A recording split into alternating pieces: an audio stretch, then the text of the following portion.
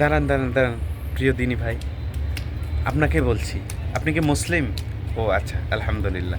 যদি মুসলিম হয়ে থাকেন, আপনাকে কয়েকটি গুরুত্বপূর্ণ কথা আজকে শুনতেই হবে।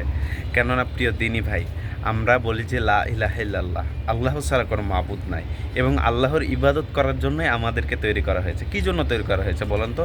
আল্লাহ বলছেন, নিশ্চয়ই জিন এবং মানব জাতিকে আল্লাহ তৈরি করেছেন শুধুমাত্র তারও ইবাদতের জন্য, আর অন্য কিছুর জন্য না।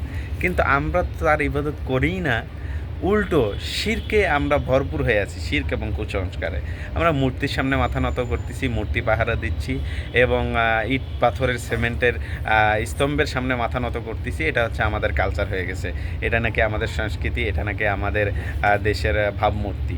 যেটা আসলে বলতেই নিজেকে লজ্জা লাগে যে মুসলিম হওয়ার পরে আমরা এত কিছু করতেছি, অথচ আমরা বলতেছি লা ইলাহা ইল্লাল্লাহ। লা ইলাহা ইল্লাল্লাহর অর্থই জানি না আমরা।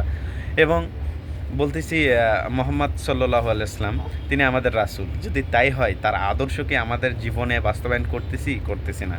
তার আদর্শকে কোথায় আমরা বাস্তবায়ন করতেছি? আমরা তো আমাদের মন গড়া ভাবেই চলতেছি। আমরা আমাদের ভিতরে না আছে সুন্নাত, না আছে সুন্নাতি কর্মকাণ্ড।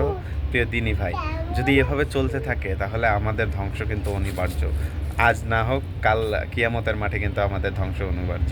তাই আসুন, ফিরে আসুন, এখনও দিনের পথে, এখনও সময় আছে, এখনও তাওবার দরজা খোলা। আসুন প্রিয় দিনী ভাই, ফিরে এসুন।